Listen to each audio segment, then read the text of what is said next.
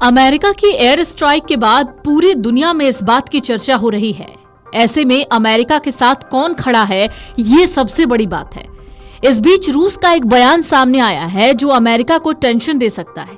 America की air strike के बाद ईरान के विदेश मंत्री अब्बास अरागची 23 जून को रूस के राष्ट्रपति व्लादिमीर पुतिन से मुलाकात करेंगे।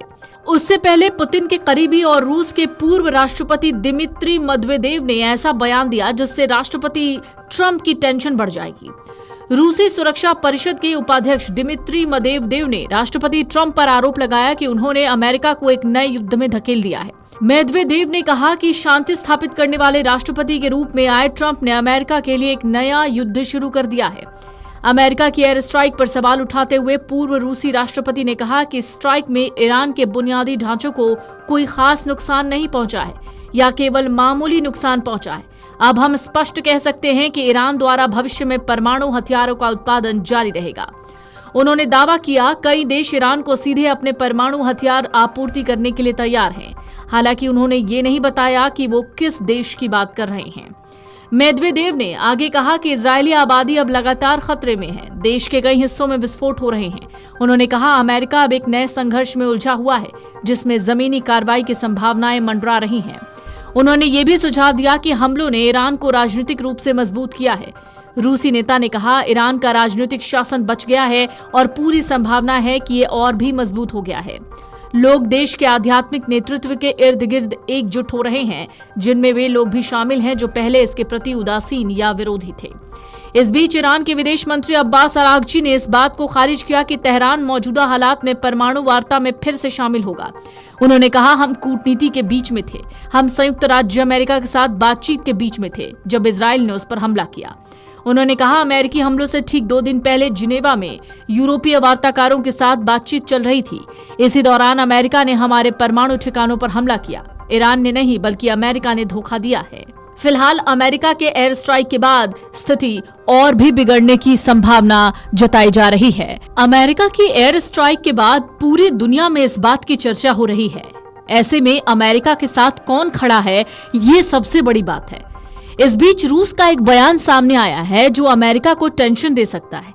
अमेरिका की एयर स्ट्राइक के बाद ईरान के विदेश मंत्री अब्बास अरागची 23 जून को रूस के राष्ट्रपति व्लादिमीर पुतिन से मुलाकात करेंगे। उससे पहले पुतिन के करीबी और रूस के पूर्व राष्ट्रपति दिमित्री मेदवेदेव ने ऐसा बयान दिया जिससे राष्ट्रपति ट्रंप की टेंशन बढ़ जाएगी। रूसी सुरक्षा परिषद के उपाध्यक्ष दिमित्री मेदवेदेव ने राष्ट्रपति ट्रंप पर आरोप लगाया कि उन्होंने अमेरिका को एक नए युद्ध में धकेल दिया है। मेदवेदेव ने कहा कि शांति स्थापित करने वाले राष्ट्रपति के रूप में आए ट्रंप ने अमेरिका के लिए एक नया युद्ध शुरू कर दिया है।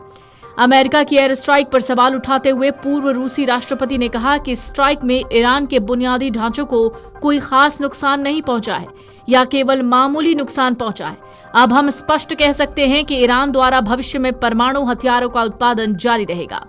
उन्होंने दावा किया कई देश ईरान को सीधे अपने परमाणु हथियार आपूर्ति करने के लिए तैयार हैं। हालांकि उन्होंने ये नहीं बताया कि वो किस देश की बात कर रहे हैं। मेदवेदेव ने आगे कहा कि इजरायली आबादी अब लगातार खतरे में है। देश के कई हिस्सों में विस्फोट हो रहे हैं। उन्होंने कहा अमेरिका अब एक नए संघर्ष में उलझा हुआ है जिसमें जमीनी कार्रवाई की संभावनाएं मंडरा रही हैं। उन्होंने ये भी सुझाव दिया कि हमलों ने ईरान को राजनीतिक रूप से मजबूत किया है। रूसी नेता ने कहा ईरान का राजनीतिक शासन बच गया है और पूरी संभावना है कि ये और भी मजबूत हो गया है। लोग देश के आध्यात्मिक नेतृत्व के इर्द गिर्द एकजुट हो रहे हैं, जिनमें वे लोग भी शामिल हैं जो पहले इसके प्रति उदासीन या विरोधी थे। इस बीच ईरान के विदेश मंत्री अब्बास अरागची ने इस बात को खारिज किया कि तेहरान मौजूदा हालात में परमाणु वार्ता में फिर से शामिल होगा।